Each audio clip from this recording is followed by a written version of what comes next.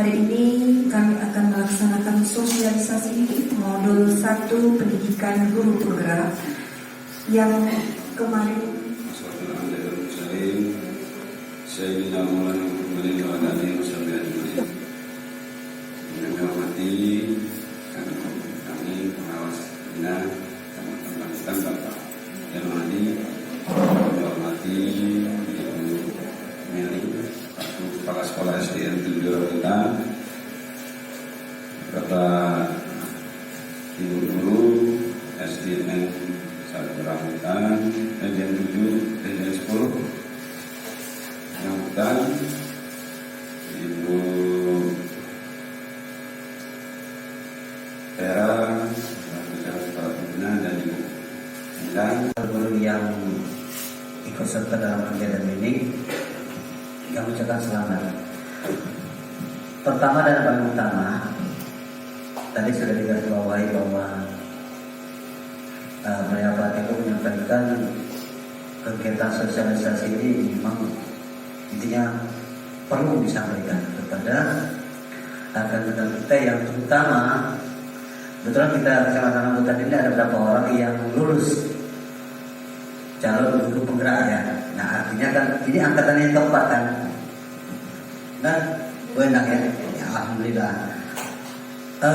Untuk spirit bagi kita, ikutlah guru penggerak karena zaman sekarang zaman kemajuan.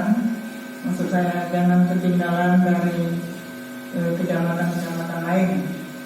Itu saya lihat di WA kirim-kiriman itu cuman Rambutan ini belum banyak yang guru penggeraknya.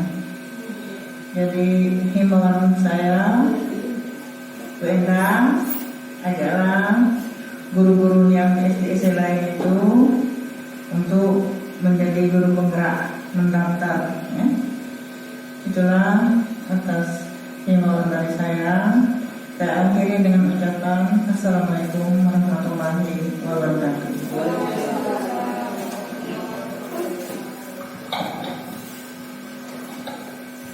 Terima kasih atas kesambutan yang disampaikan oleh Ibu Kepala Sekolah SDN 10 Rambutan. Kami juga sebagai penyajian materi yang akan disampaikan Ibu Vera, kepada Ibu Vera kami persilahkan.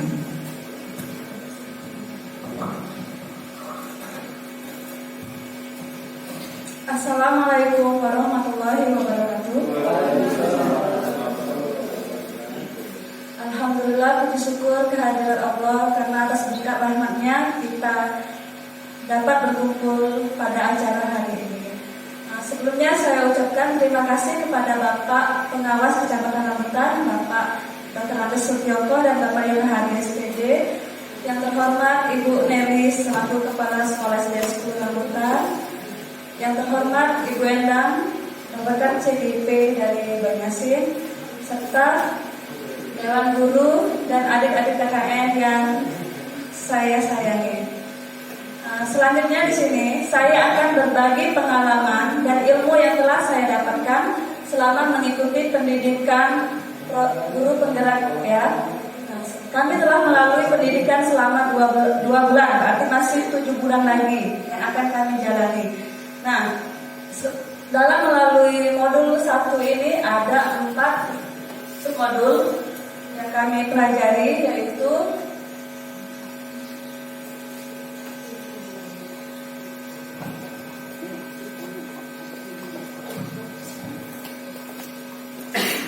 pada modul 1 mengenai filosofi pendidikan Ki Hajar Dewantara. Menurut Ki Hajar Dewantara, pendidikan yaitu menuntut segala kodrat yang ada pada anak-anak agar mereka dapat mencapai keselamatan dan kebahagiaan yang setinggi-tingginya baik sebagai manusia maupun sebagai anggota masyarakat. Nah, di sini peran kita sebagai pendidik yaitu hanya dapat menuntun, bukan menuntut pada anak.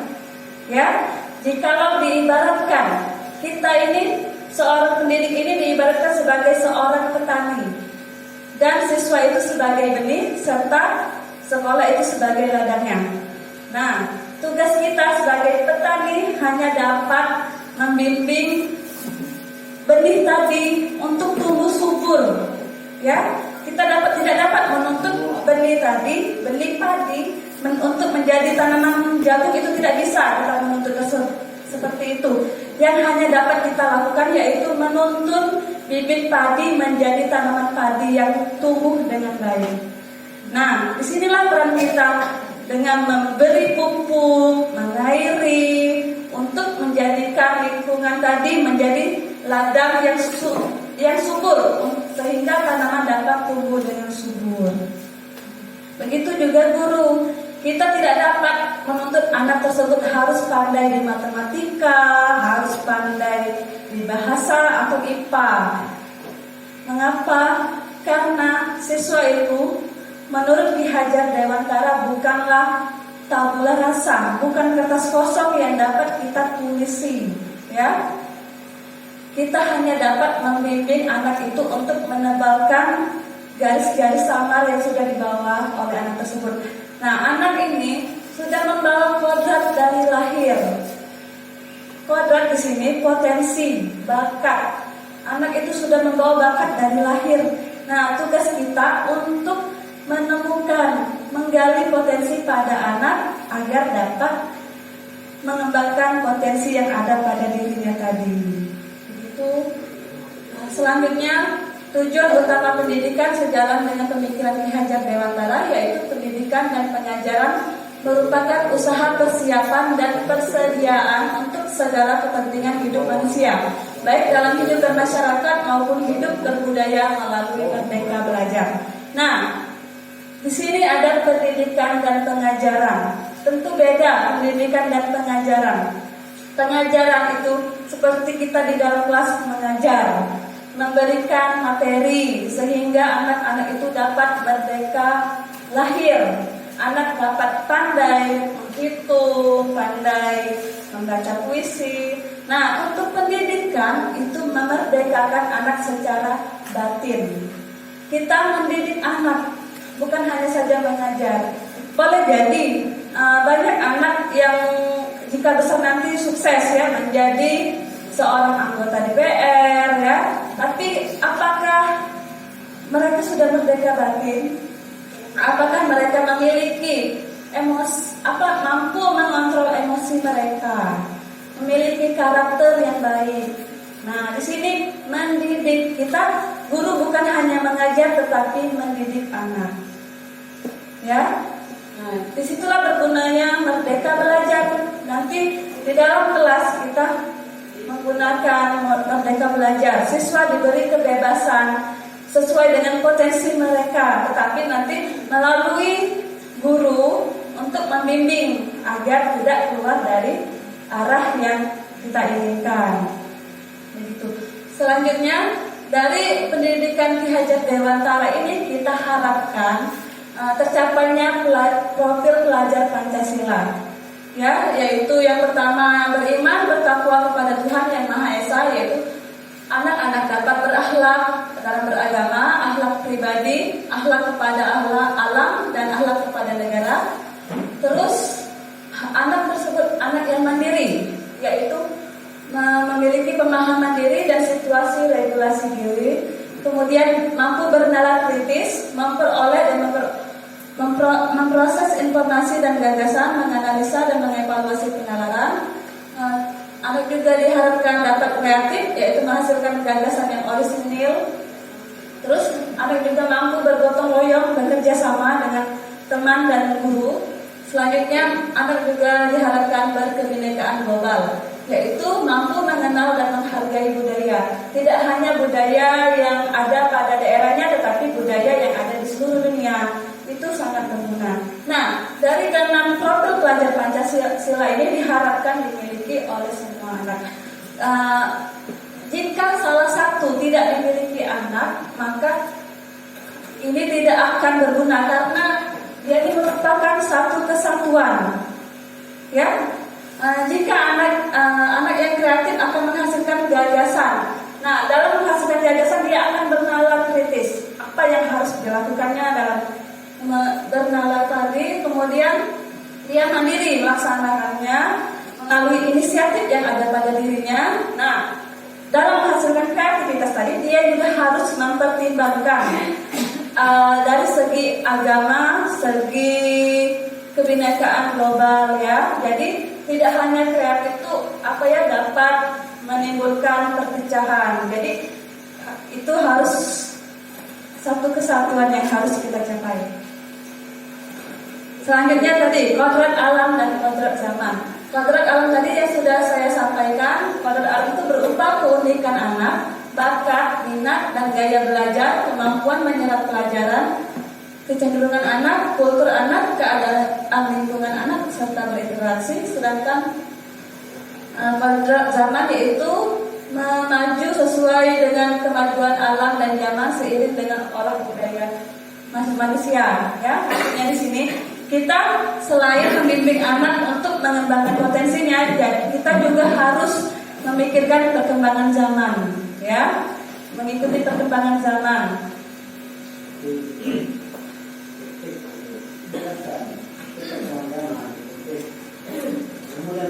Ya, selanjutnya dalam Ki Hajar Dewantara Utara juga ada budi pekerti. Budi pekerti ini yaitu watak karakter yang hasil dari bersatunya gerak, pikiran, perasaan, dan kehendak atau kemauan sehingga menimbulkan tenaga.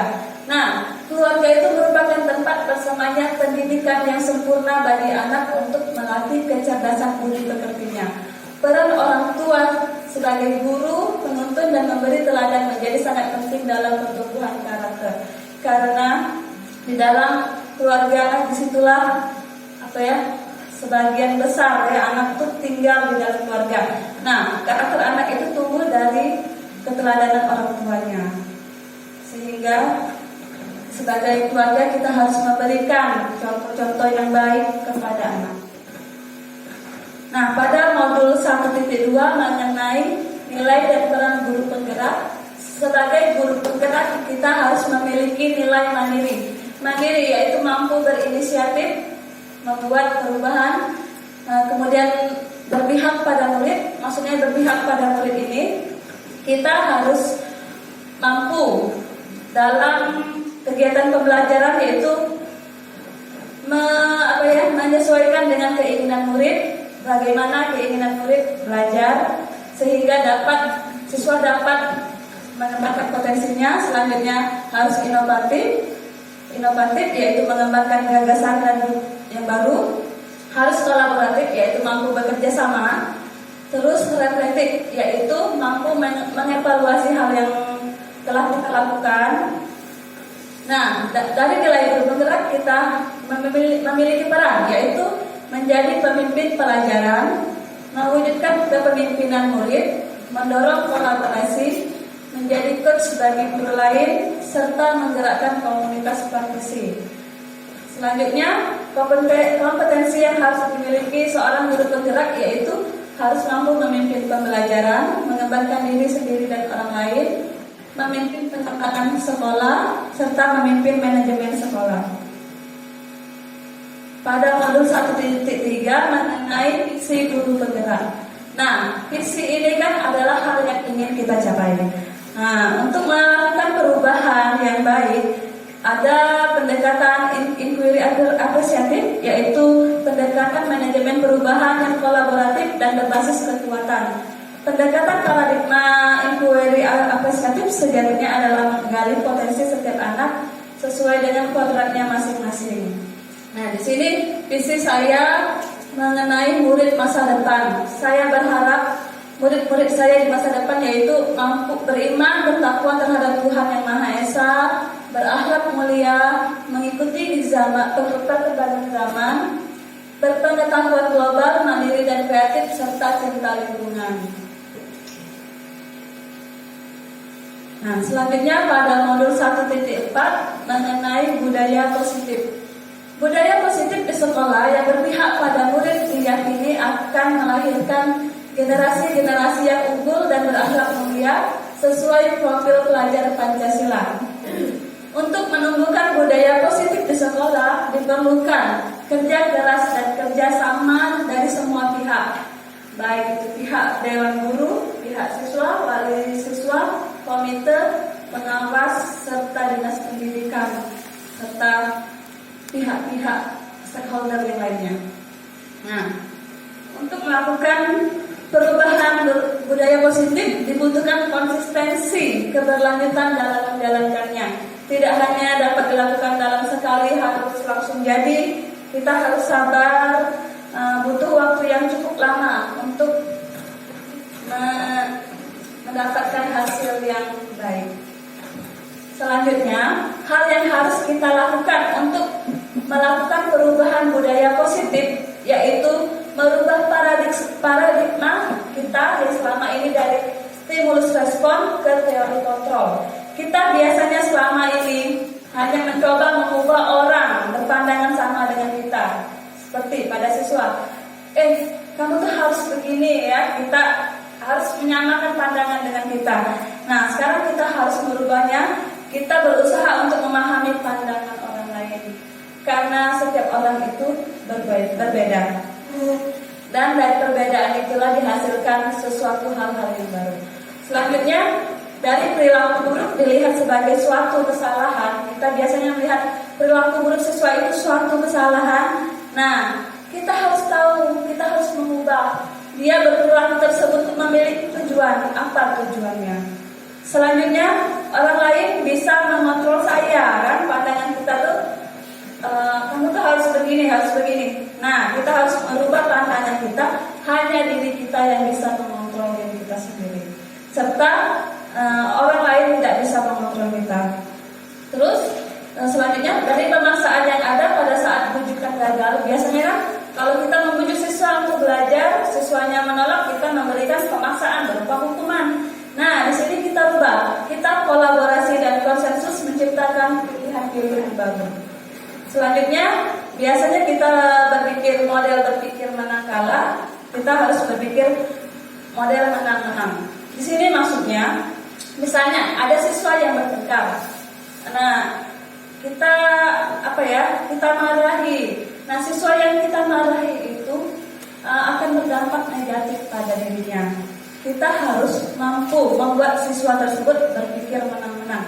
Maksudnya di sini kita memfasilitasi siswa tersebut untuk menyadari apa penyebab kesalahannya dan apa yang bisa dia lakukan untuk memperbaiki kesalahannya, sehingga tidak ada yang merasa dirugikan, semuanya merasa menang-menang. Selanjutnya, disiplin positif. Disiplin positif yaitu seseorang yang memiliki disiplin diri, berarti mereka bisa bertanggung jawab terhadap apa yang dilakukannya karena mereka mendasarkan tindakan mereka pada nilai-nilai kebijakan universal. Nah, biasanya disiplin ini berkaitan dengan apa? Disiplin biasanya berkaitan dengan apa? Hukuman, ya, tata tertib, peraturan. Nah, di sini kita merubah. Di sini kita merubah pandangan kita, disiplin positif. Nah, Bapak Ibu mengapa memakai helm saat berkendara di jalan raya? Kenapa?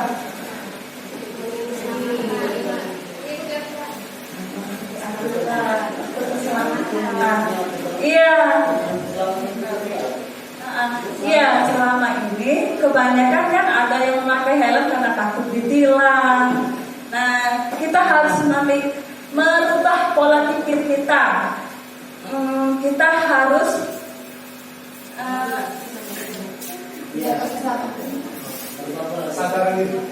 dari kesadaran diri kita.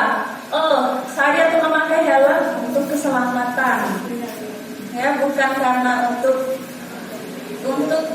takut karena kena tilang. Ya, itu nilai-nilai kebajikan untuk kita. Selanjutnya, nah, selama ini motivasi perilaku manusia itu ada beberapa macam, yaitu mengapa dia berdisiplin? Karena untuk menghindari ketidaknyamanan atau hukuman.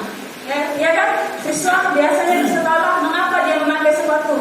Biasanya ada saja siswa yang takut kena marah katanya, hukum lagi. Nah, itu karena dia untuk menghindari hukuman, bukan karena dari pribadi dia. Terus untuk mendapatkan imbalan dari orang lain, misal, aku nak belajar rajin-rajin biar dikasih hadiah sama Ibu Nani.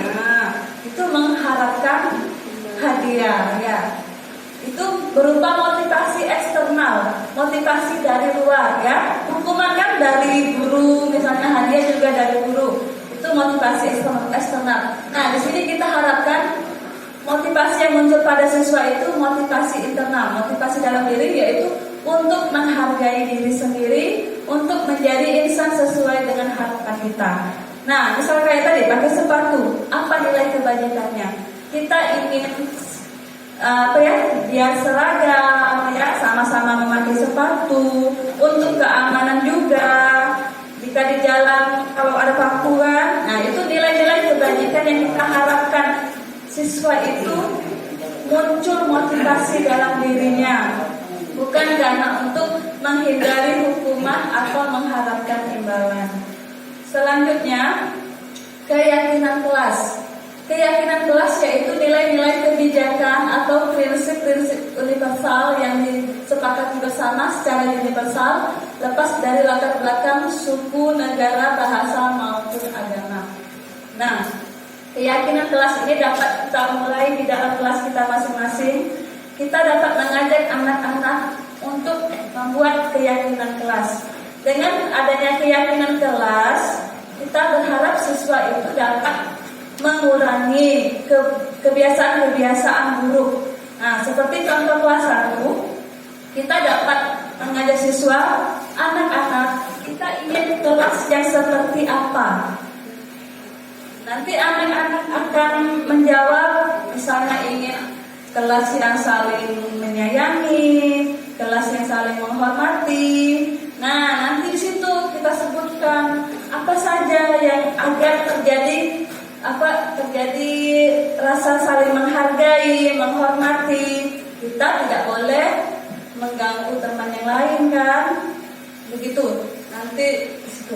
Selanjutnya dalam keyakinan kelas itu biasanya kalau sebelum belajar ini biasanya ada hukuman, sanksi, restitusi.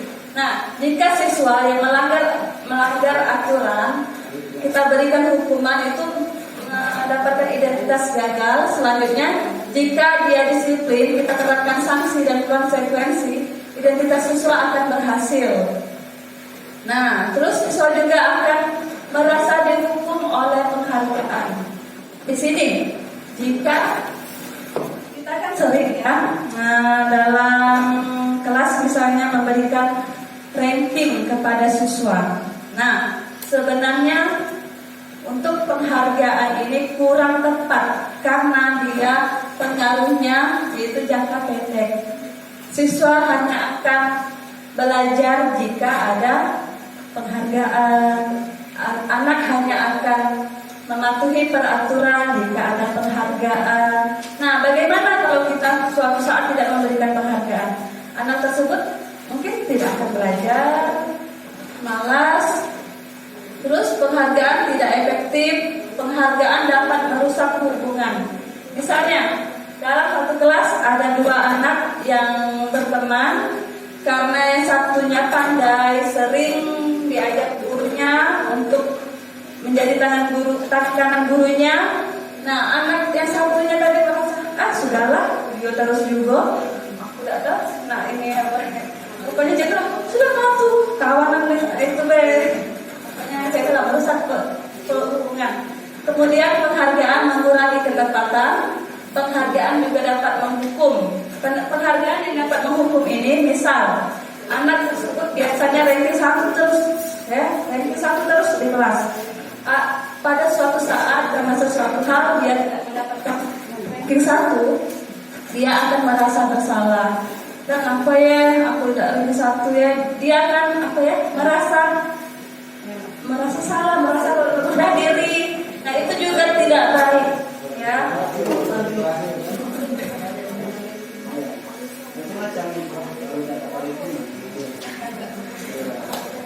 Nah, selanjutnya kebutuhan dasar manusia.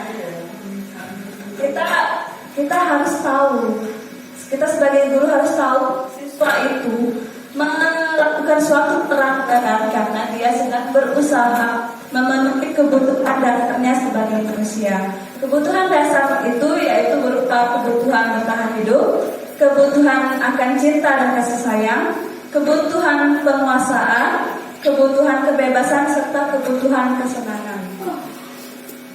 Nah, di sini saya ada kasus Ibu Ambar, guru wali kelas 2A di SD Pelita Wahabi, sedang bingung menghadapi pula salah satu murid di kelasnya, Doni. Beberapa anak di kelas 2A telah datang padanya dan mengeluhkan Doni yang seringkali meminta bekal makan siang mereka dengan paksa. Jika Anda menghadapi situasi seperti itu, apa yang akan Anda lakukan? Menurut Anda kira-kira apa alasan Doni melakukan hal tersebut? Nah, mengapa alasan Doni meminta bekal kepada anak-anak? Inilah peran kita sebagai guru. Kita harus menanyakan dulu alasannya. Doni melakukan hal tersebut karena ada kebutuhan yang sedang berusaha dia penuhi. Jika kita bertanya dan Doni menjawab karena ia lapar dan orang tuanya tidak membawakan bekal makan siang, maka kebutuhan yang sedang berusaha dipenuhinya itu yaitu untuk bertahan hidup kan. Dia sedang lapar, berarti dia mencoba untuk bertahan hidup, jadi dia merebut bekal temannya. Jika Doni menjawab alasannya karena dia merasa senang temannya jadi memperhatikan dia, berarti dia butuh cinta dan kasih sayang. Selanjutnya jika dia ingin merasa hebat karena temannya jadi takut dengan dia dan menuruti keinginannya, maka itu merupakan kebutuhan ingin menjadi penguasa. Selanjutnya, ini 5 posisi kontrol.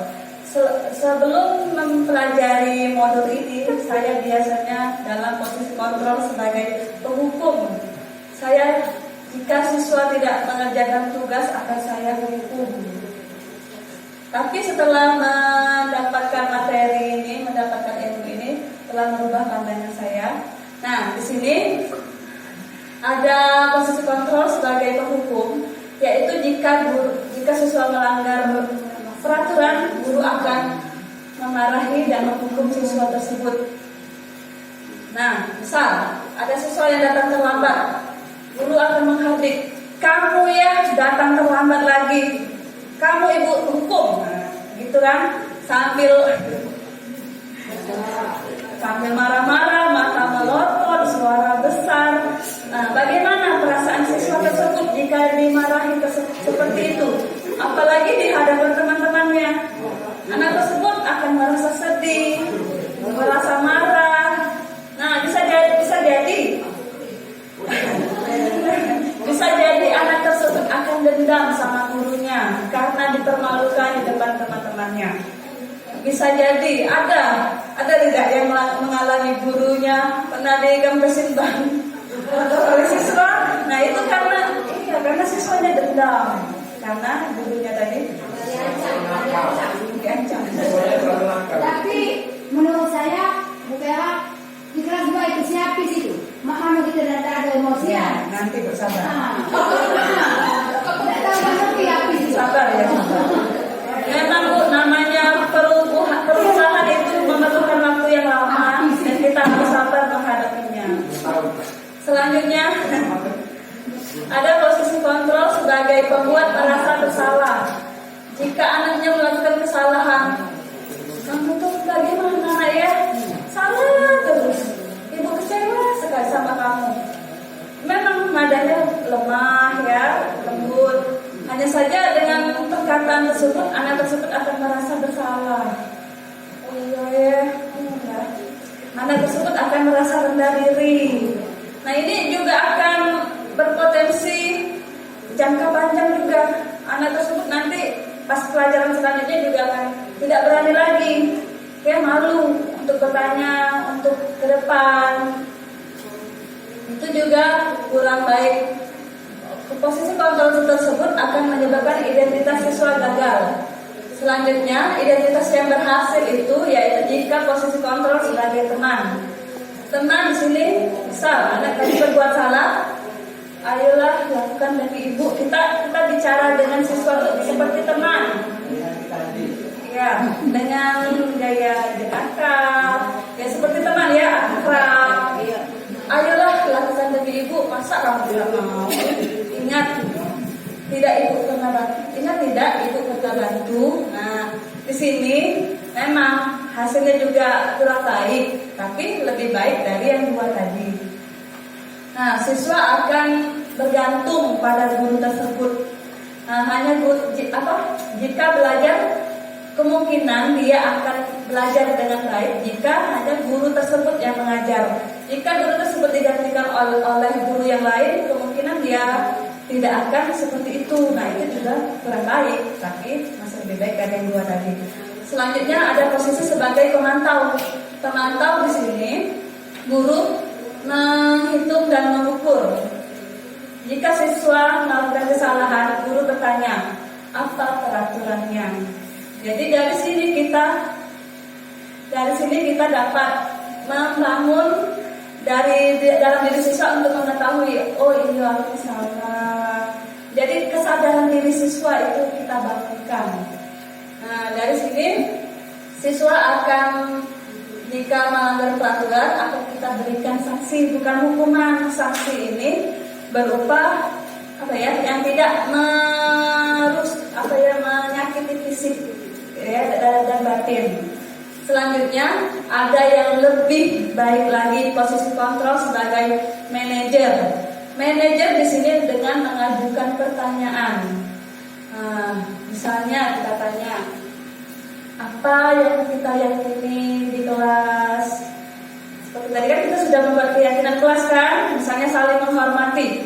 Nah, ada anak yang bertengkar, kita tanyakan apa keyakinan kelas kita. Oh, katanya iya saling menghormati Bu. Nah, berarti kalau saling menghormati kita harus apa sama siswa ya, sama temannya. Jadi dia sadar, oh iya ya, berarti menghormati tadi tidak baik. Nah, di sini siswa dapat mengevaluasi diri, bagaimana cara memperbaiki dirinya. Esok-esoknya dia akan, oh iya, tidak boleh bebalang. Dia berpikir ya, keesokan hari, ke depannya akan berubah pandangan dia. Nah, selanjutnya segitiga restitusi.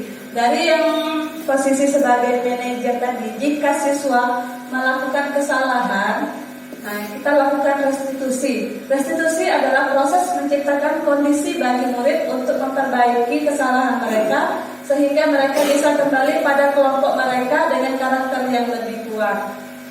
Ya, jika siswa melakukan kesalahan, kita stabilkan dulu identitas siswa tersebut. Kita tanya, kamu tidak apa-apa berbuat salah. Semua orang pasti pernah berbuat salah. Ibu juga pernah berbuat salah, tapi dari kesalahan itu kita belajar apa yang harus kita lakukan lebih baik lagi. Selanjutnya kita memvalidasi tindakan yang salah, yaitu dengan menanyakan alasan tadi. Kita tanyakan, sebenarnya apa alasannya tadi bisa terlambat? Mungkin saja dia karena terlambat itu karena bangun kesiangan. Nah, dari bangun kesiangan apa? Bisa jadi kan dia kurang perhatian dari orang tuanya. Saya laksanakan di kelas saya. Latar belakangnya yaitu masih banyak siswa yang menunjukkan sikap kurang menghormati, terutama ketika bertemu guru di luar lingkungan sekolah, serta kurangnya motivasi belajar siswa. Nah, tujuan kegiatan aksi nyata saya ini untuk meningkatkan rasa hormat dan santun kepada guru, meningkatkan motivasi belajar siswa di kelas. Tolak ukur keberhasilannya yaitu jika siswa sudah menunjukkan sikap hormat dan santun kepada guru di dalam maupun di luar lingkungan sekolah, siswa menunjukkan keaktifan ketika mereka mengikuti pembelajaran di kelas. Nah, tindakan yang saya lakukan yaitu melakukan pembiasaan pada siswa sebelum masuk kelas dengan menyapa dan memberi salam sesuai keinginan mereka. Kemudian saya menerapkan berbagai kegiatan pembelajaran yang interaktif dan menyenangkan sesuai dengan materi yang diajarkan. Nah, di sini saya sudah mencoba menerapkan untuk pembiasaan 5S, yaitu senyum, salam, sapa, sopan, dan santun pada siswa saya. Jadi ketika saya masuk ke dalam kelas, siswa saya, "Ibu, apa kabar?" langsung saling ke depan, begitu. Selanjutnya, saya juga kemarin sudah mencoba menerapkan pembelajaran interaktif dengan menggunakan Infokus di kelas. Nah, siswa ini menunjukkan semangat sekali mengikuti kerjaan saya. Selanjutnya saya kembalikan kepada BNR. Beri aplaus dulu untuk Bu. Terima kasih penyajian.